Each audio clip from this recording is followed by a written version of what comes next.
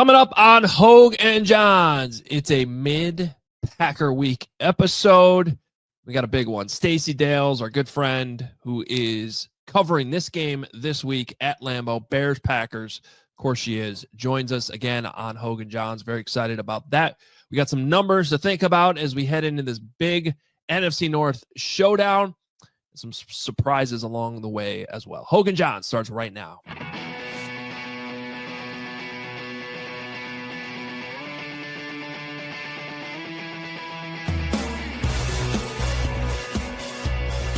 What's up? Welcome in, Hoge and Jahns. Back with you.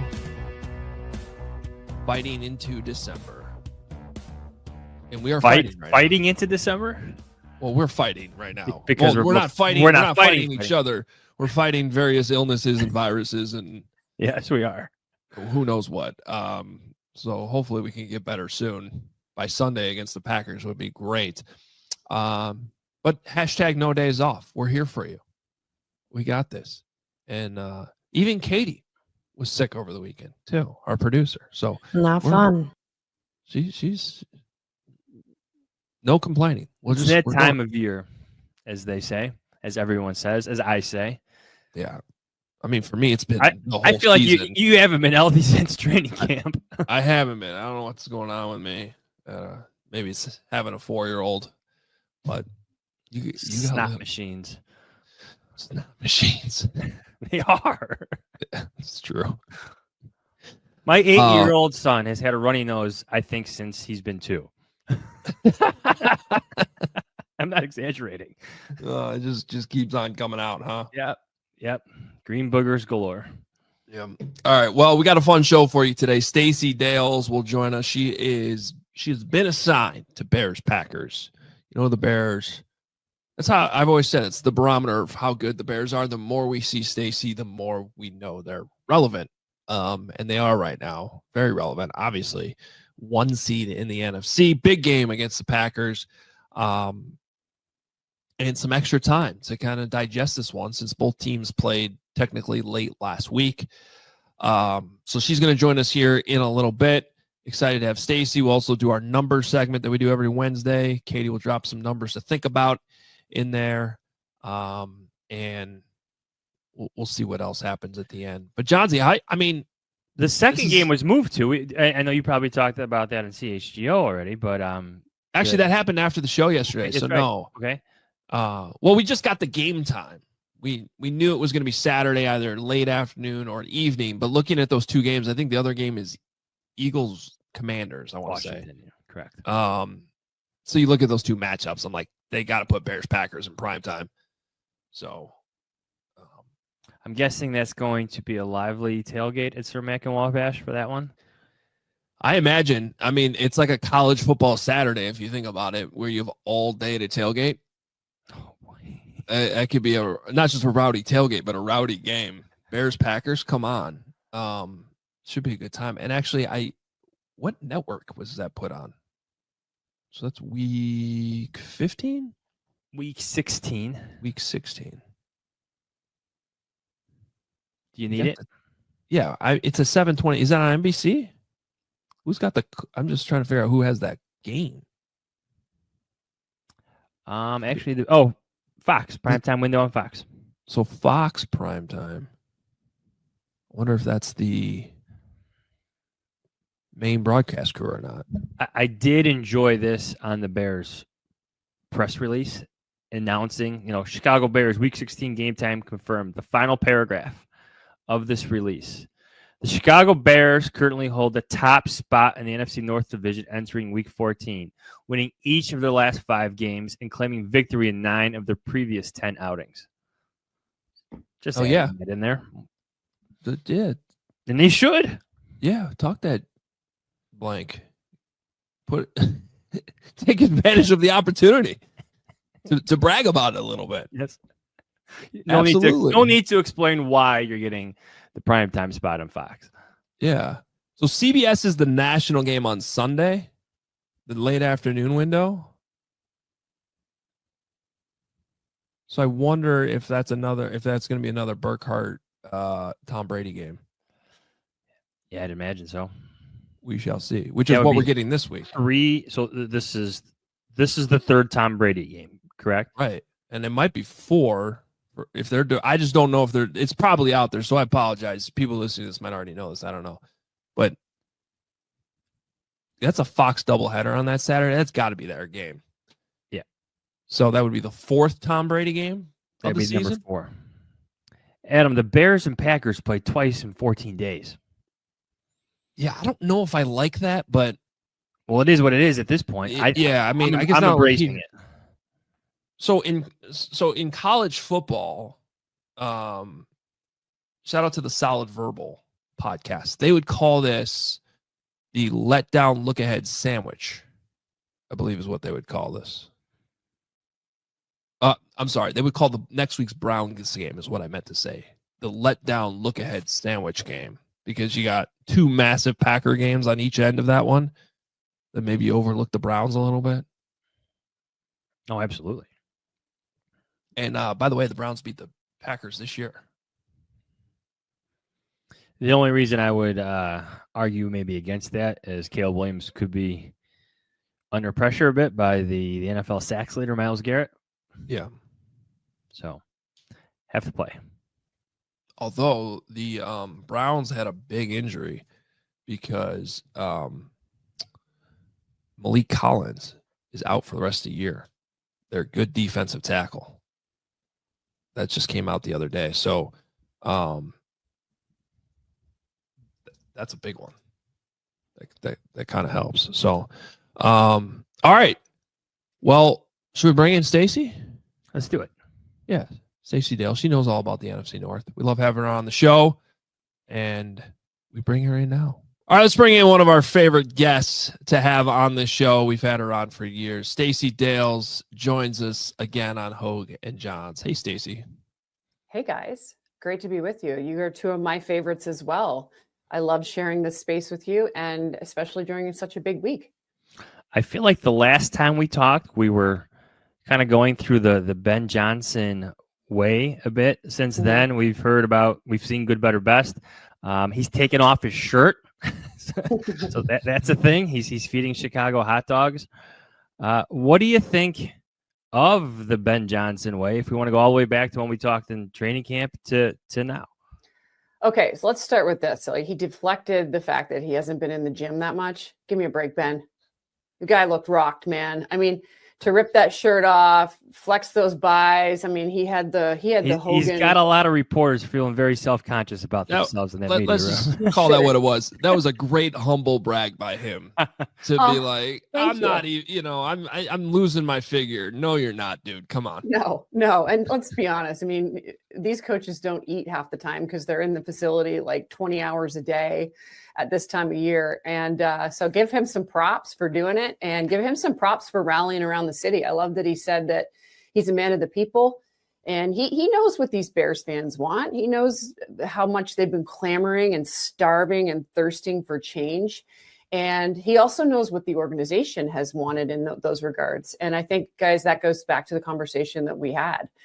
I was just doing a radio show and talking about the Ben Johnson plan is intentional yet flexible. And I've maintained this since he took over in his initial press conference, right? Like he has had a plan for the quarterback. He's had a plan for all of his assistant coaches in terms of delegating to them. They have been brilliant. Eric Bieniemy, I could rattle them all off. From an offensive line standpoint to the running backs to Al Harris on the defensive side, he has delegated. He has allowed his defensive coordinator to go do his thing. These are things he said he was going to do. So believe the transparency, and that's where it stands for me now. I mean, you flex all the way into week 14 of the NFL season, and you listen to Ben after every game. My most interesting time to listen to him is the Monday after the game, because I think he actually answers the plays. Like, why did Caleb miss to Rome? Why did he miss to Olamide Zaccheaus? And he answers those in such detail. And you wonder how many times he's gone back and looked at that film from that previous game. But he is just, he's on it in every dimension, I would say. Yeah, Stacey, I agree with you with those Monday pressers. And in fact, we kind of went through it this week. Like, he felt like yesterday on Tuesday, he had to clarify what he said Monday because everybody took his comments about the passing game like it was some shot at Caleb. We actually handled this morning in the column that Johns and I write together on CHGO, which was basically like, if you actually listen to what he said Monday, he spelled it out. Like he was actually, when he made that comment about how the passing game isn't where it needs, or they're winning in spite of the passing game, not because of it, he was actually coming off a comment about the receivers. He was talking about their route, their depths in their routes, when they're breaking. He even brought up the cleats that the receivers are wearing. And there were multiple times where DJ Moore, Luther Burden fell down in that game on last Friday in Philly. So that's something I've come to appreciate. I know this season, Stacey, is just, if you really listen, he's telling you he's actually explaining kind of everything after these games, but you have to listen closely because there's actually a lot there. There's a lot of depth to it. 100% could not agree more. I mean, he is going to such detail, and that's the era we're in, of this social media era and lifestyle and landscape we're in. People are going to take a slight soundbite or a slight clip or a quick one, and they're going to send it in 20 different directions and misconstrue it. And it's not unlike the kicker kicking the dirt. What's his name? Was that Jamie Gillen? Our New York Giants kicker. He went back and he explained what happened. And before that clip went viral of him explaining it, there were 1,000 people to 1 million people, thousands upon millions of people commenting on how bad he is and whatever, but the ball was simply not in the right place. So he cut himself off because he couldn't kick the ball. So this is the landscape that we are in. And Ben is taking it to a level with, I think, the beat that everybody can appreciate. It's really refreshing to walk into Hallis Hall and see everybody, because everybody's kind of excited and happy. And even if things were to go bad, I feel like he would still handle it pretty professionally. I even go back to those first 2 games of the season that they lost. They were 0-2. I thought Ben was such a pro then, and he hasn't deferred from that really at all. But the detail has been impressive, and his pulse on every position group has been impressive. And I love how he lets DA do his thing on the defensive side. You got a great pulse on this team. You got a great pulse on the Green Bay Packers. You're going to be on the sidelines for this one in Green Bay. Well, let's start with this. Like, this is going to be a talking point this week. Ben was already asked about it this week. His kind of parting shot at Matt LaFleur in his introductory press conference. I enjoy beating Matt LaFleur twice a year. You know what I'm going at. Yeah. Like, how do you think, Matt LaFleur, how did he take that up there? How is he going to use that this week? Like, how would you cover that story? Take us through it. Yeah, so he was asked about it this week, Matt LaFleur, and he quickly deflected it. Very short answer. I think Matt Schneidman asked the question and brought it up, and he basically said, no, he's not focused on that at all, or it's not even registering a bell. I was there at training camp this past summer, and I won't name names because that's how I do my job. And it certainly, the Ben Johnson comment, not only was I asked about what the Bears look like and how their training camp was going, but I was also asked about, I was alerted to, Packers' knowledge of this comment, and I wrote the quote down because I'm going to be having to refer to it all week. People have been asking me all week. He said, Ben Johnson, to be quite frank with you, I kind of enjoyed beating Matt LaFleur twice a year.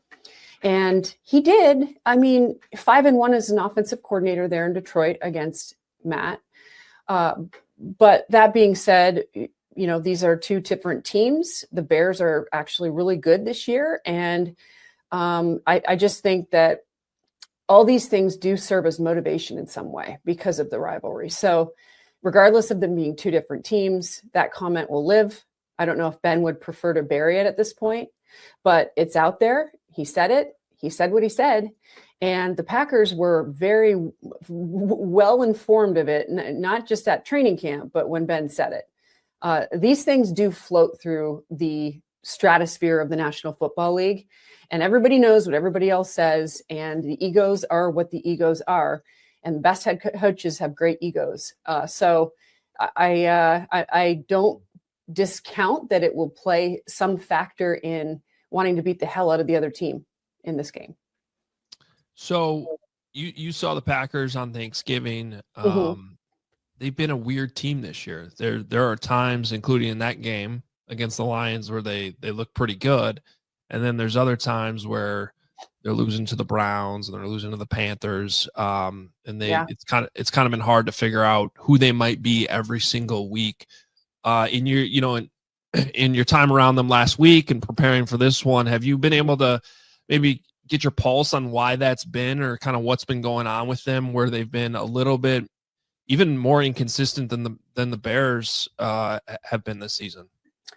I think early, you mentioned that Browns game, Adam. I was at it and standing on the field watching, Grant Delpit, kind of secure that game with a huge, it was nuts. It was, all of a sudden the Cleveland Browns defense beat them. I just think when I go back and I look at that and I think about the Panthers game, I think they were very inconsistent offensively. And I know Matt LaFleur does such a good job adjusting to what the opposing defense does. But I really feel like at this point, I think Jordan is playing his best football right now.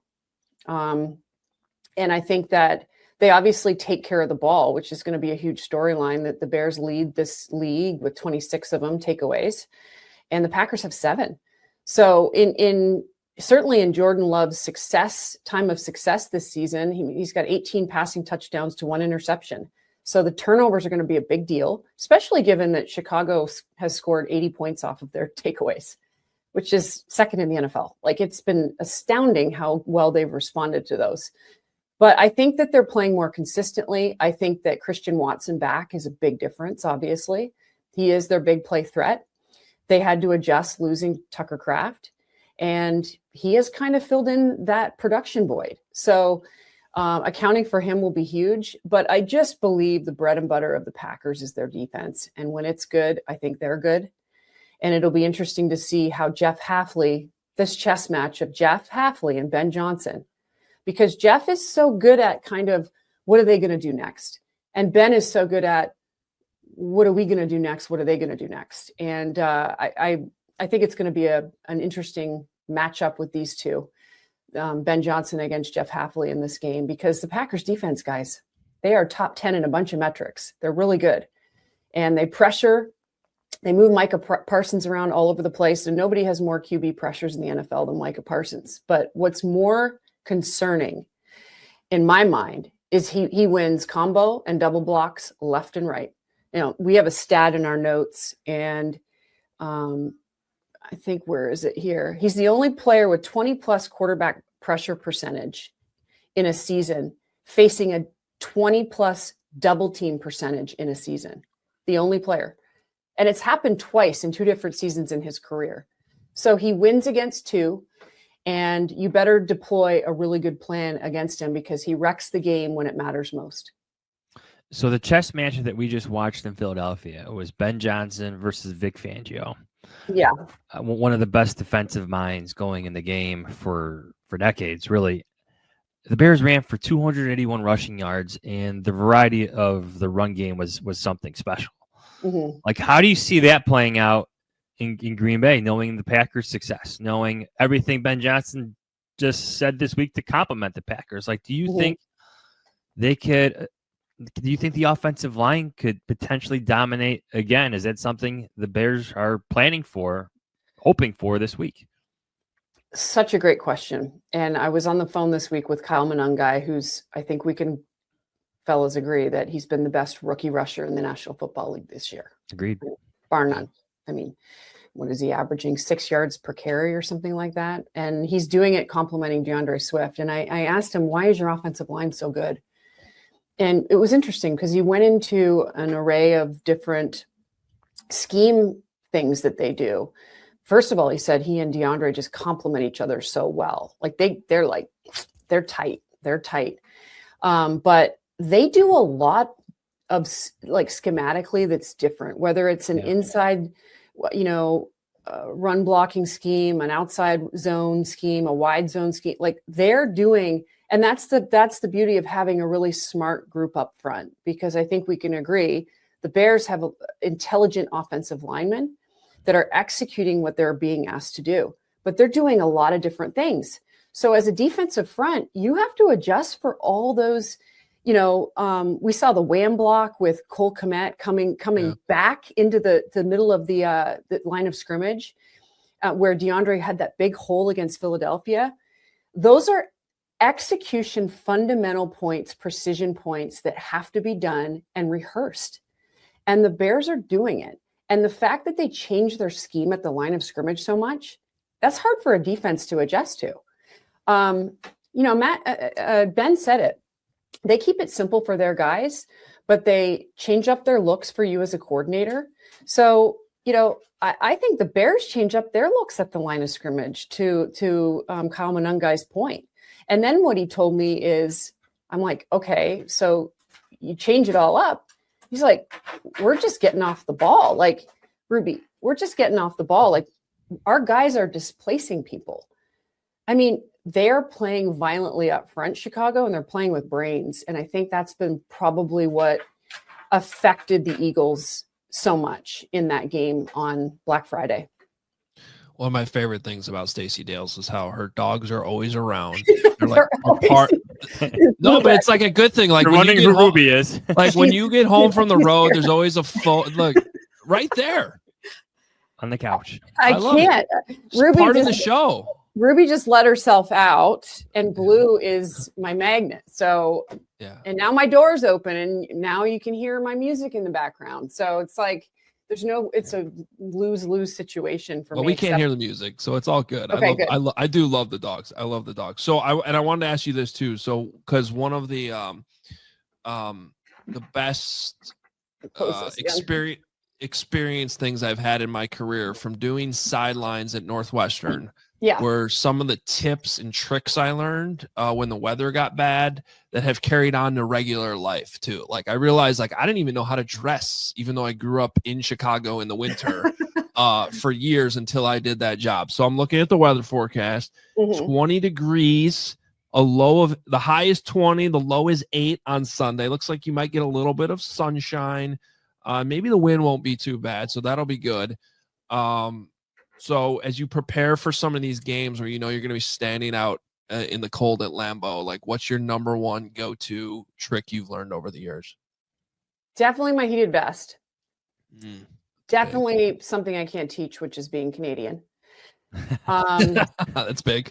It's big. It's big. I still have frostbite from, my days as a kid. Like we were never inside. So my hands are permanently destroyed.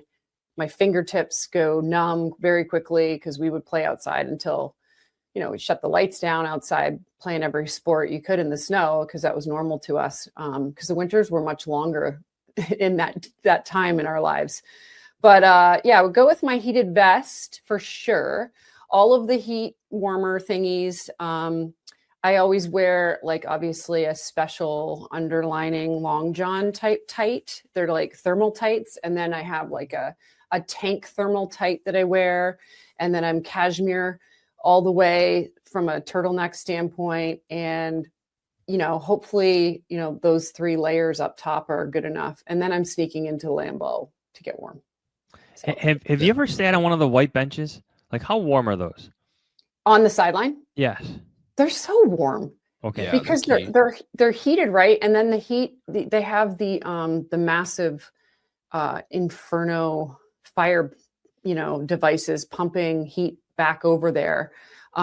So, actually, if you go too close to those, your gloves are destroyed because you'll catch fire quickly. So there's lots of tactics. I know the players are going to Vaseline their arms up, and you always want to have the heated soles that go on the bottom of your socks.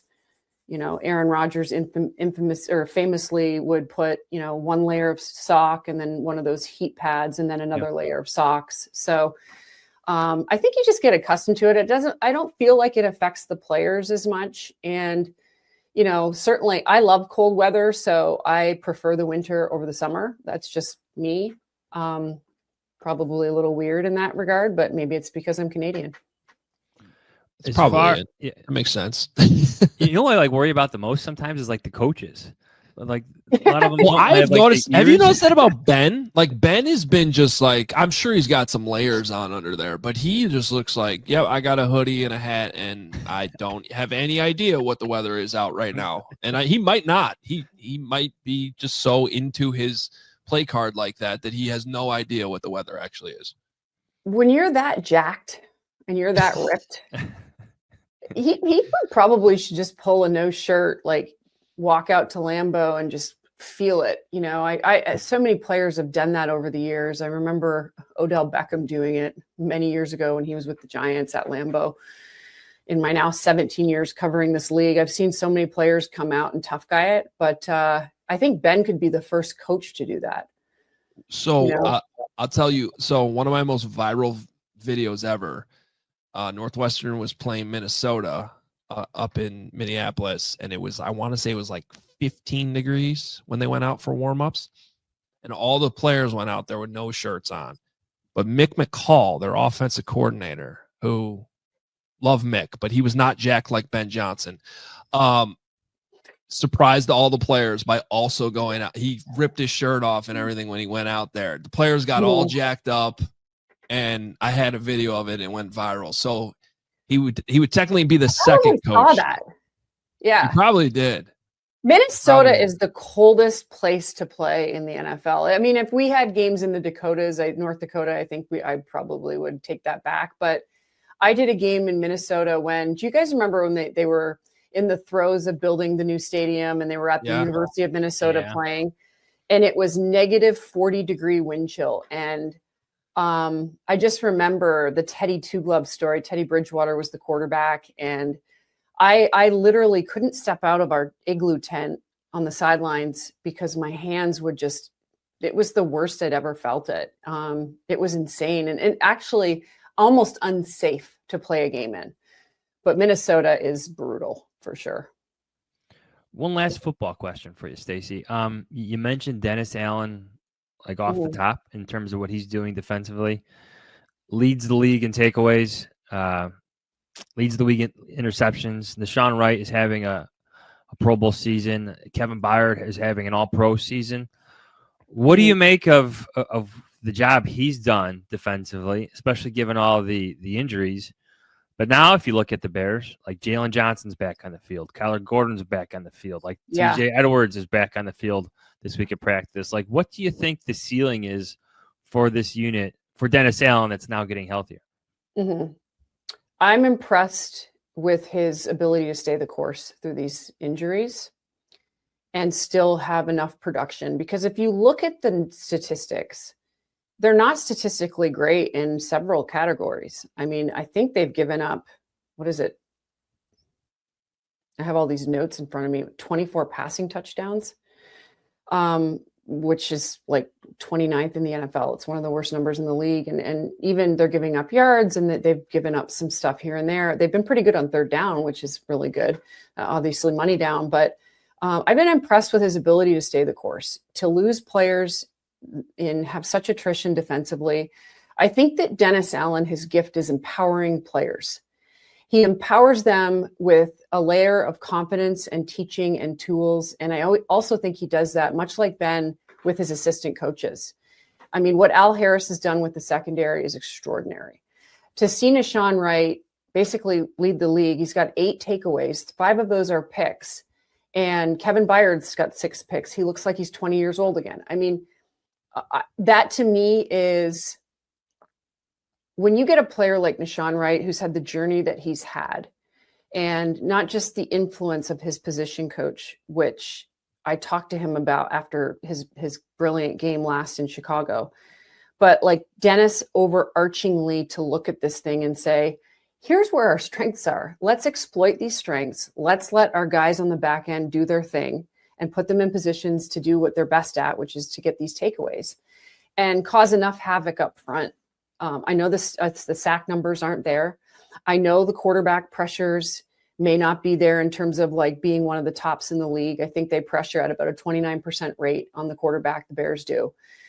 But he has pieced it together every week and has not looked past every week. And now, like you guys said, they're getting healthy. So the Bears could be at full strength defensively by the end of this season going into the playoffs, which is pretty alarmingly positive if you're a Bears fan. Stacy, you're the best. I can't think of anywhere else that's better to be than Lambeau in December for a Bears-Packer game. So should be a lot of fun on Sunday.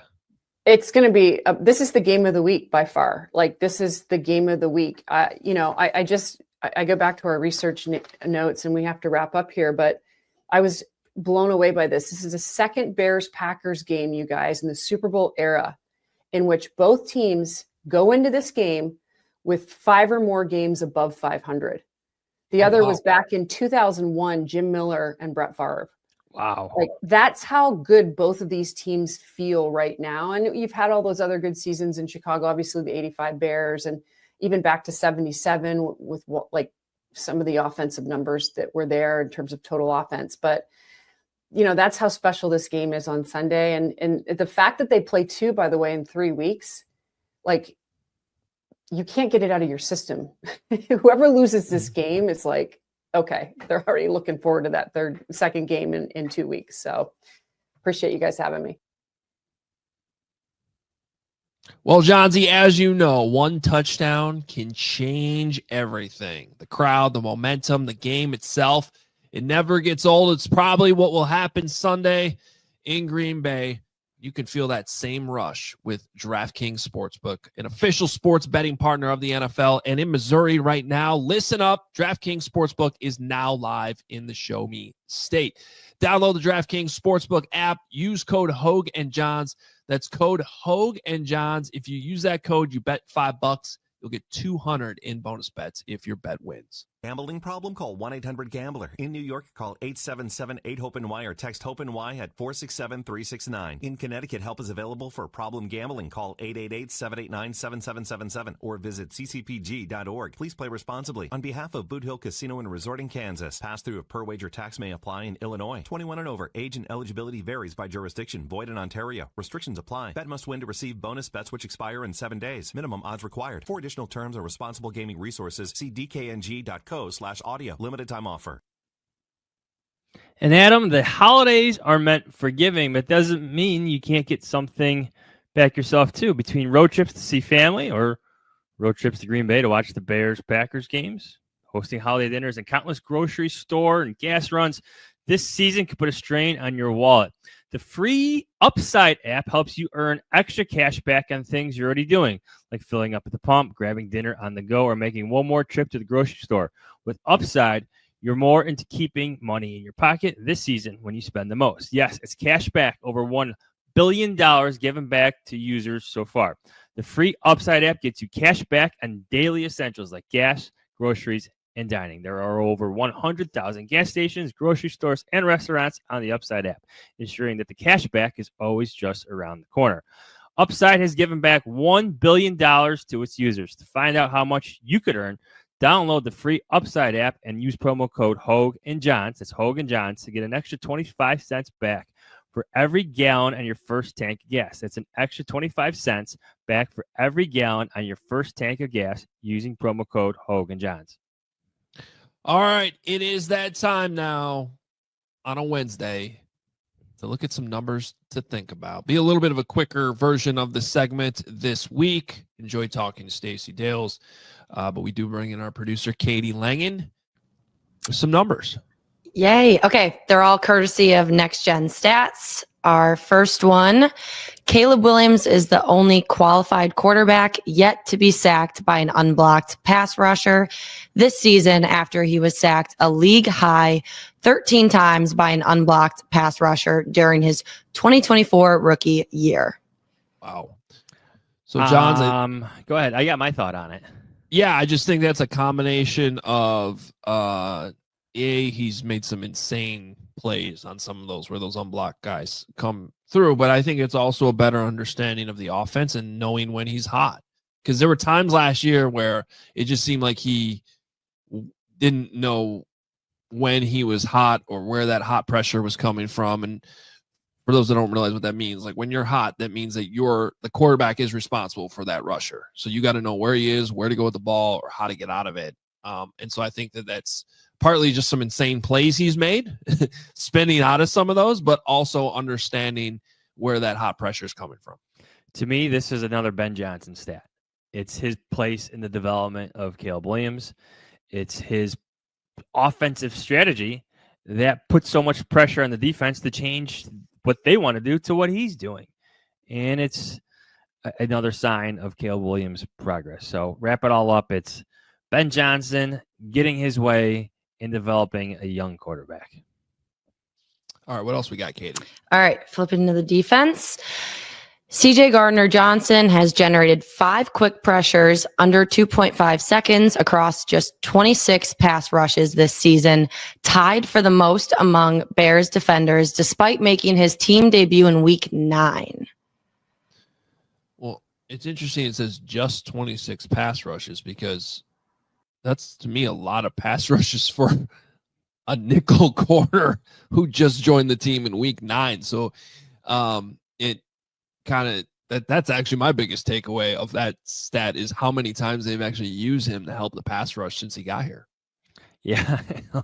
when I read that stat this morning, I'm like, okay, I know the Bears pass rush is bad, but whoa, like this is a good stat for CJ Gardner-Johnson. It probably is a good stat for Dennis Allen and his creativity, but at the same time, man, the Bears are just a consistent pass rush away from being a really potent defense. And maybe that comes from Grady Jarrett finally getting healthier, finally flashing like himself. Maybe Austin Booker takes advantage of some of these one-on-one matchups down the stretch here. Montez Sweat continues to do what he does. But, yeah, I think C.J. Gardner-Johnson has a place in Dennis Allen's defense. I don't think that's going to change because Kyler Gordon is back and Jalen Johnson is back. He's going to be on the field.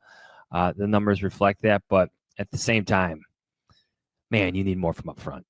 Yeah, and I will say most teams don't have a Micah Parsons or Myles Garrett or Max Crosby. Unfortunately,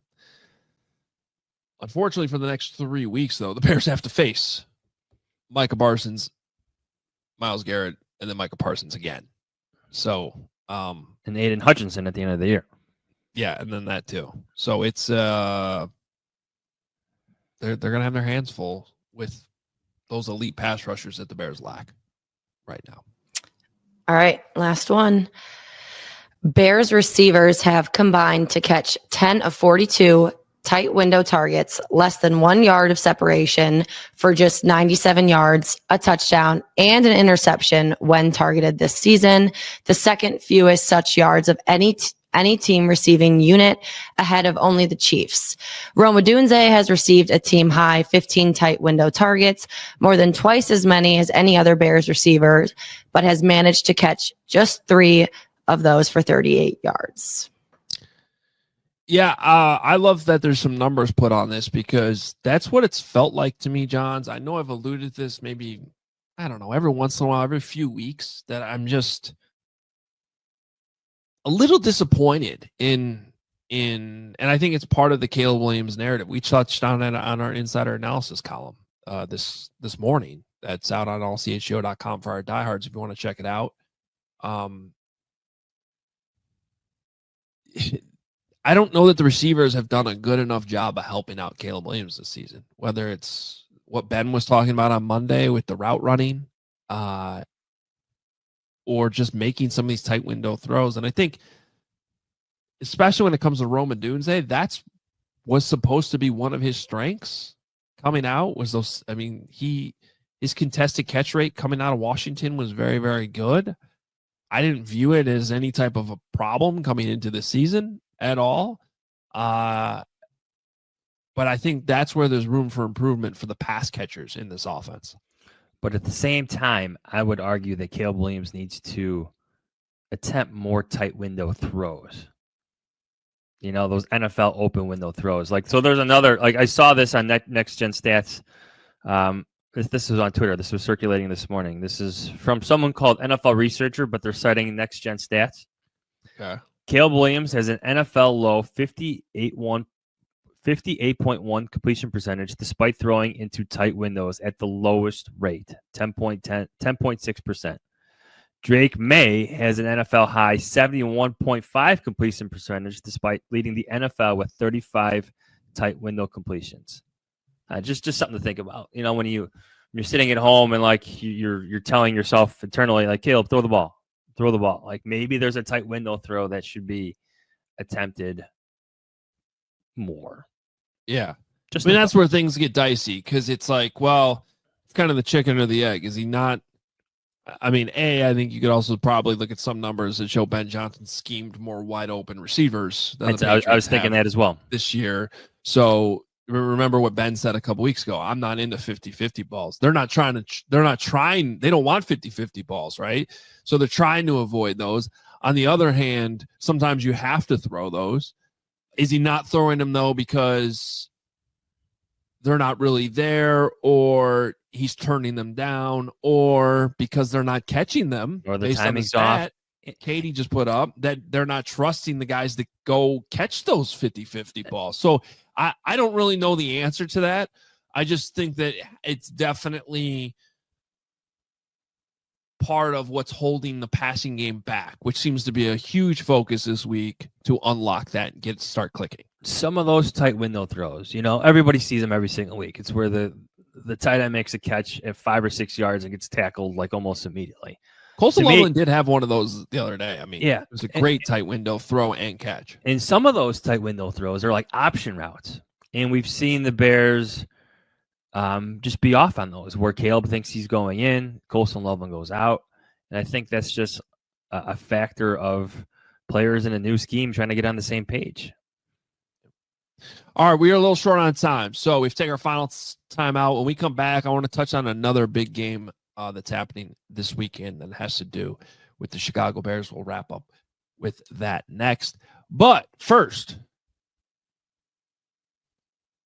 I want to tell you about a great gift you should think about giving this holiday season. It's one that I have actually received myself, but also given family members in the past, and it's awesome. It's called Aura Frames. It's the answer to every holiday gifting moment. Never struggle again to find the perfect holiday gift with Aura Frames.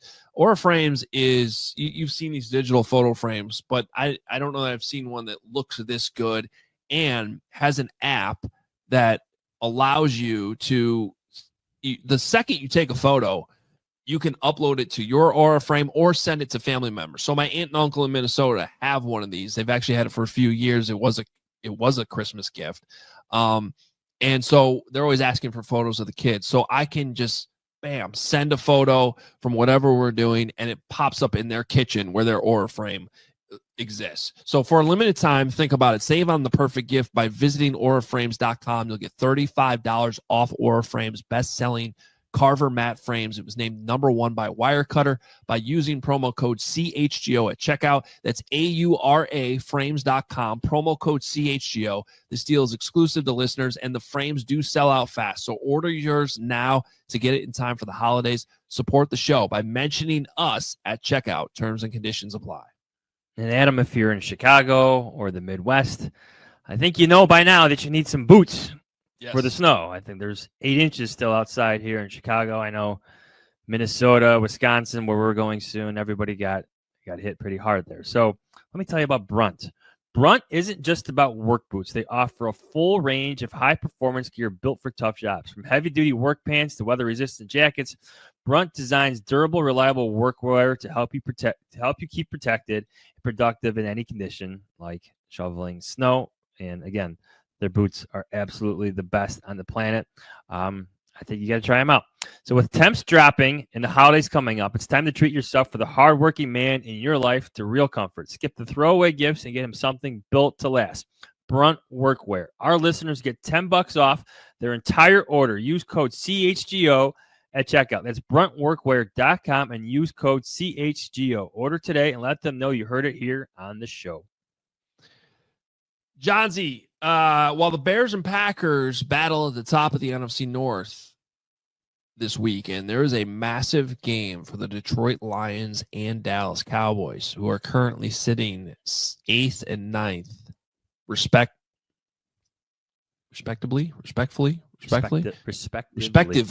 I got that. We do English here.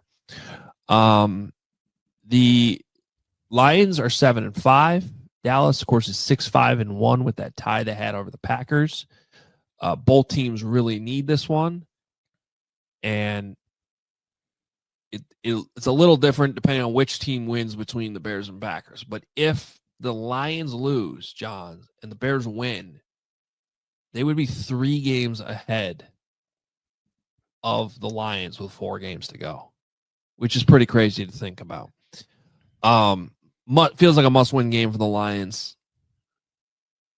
Also feels that way for the Cowboys, who are probably not viewed as dangerously, but they've been coming on. I mean, it's been kind of a crazy season for the Cowboys. This game's in Detroit tomorrow night on Thursday night, and it just felt like something we had to talk about on this Wednesday show. So you're telling everybody listening or watching right now that it's okay to root for Matt Eberflus. Yeah. And I would understand that. That guy went from being like on the hot seat, like we're going to fire this guy after 4 weeks, 5 weeks, worst defense of all time. Look what the Bears just did to him. What it was, week 3? Like they just destroyed us. But now he's got better players, a couple trades by Jerry Jones, and that defense, it's not awful. It's not the worst in the NFL anymore.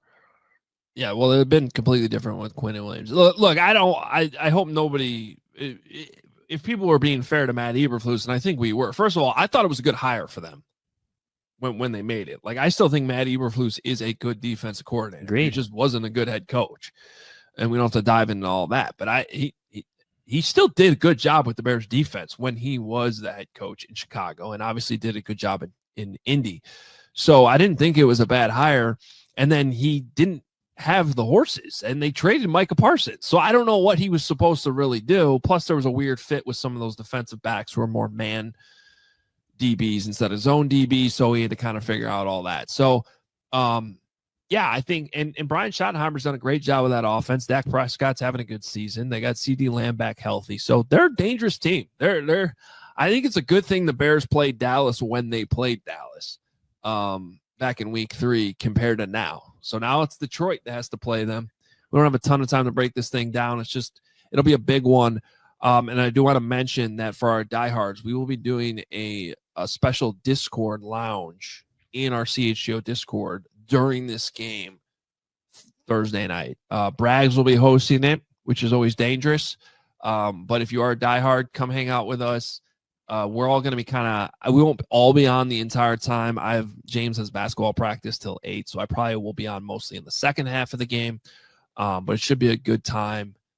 And that little event, Johns, was all unlocked because of the money our generous listeners on CHGO Bears donated yesterday to Big Brothers Big Sisters. We kind of did a challenge for each level Giving of donation.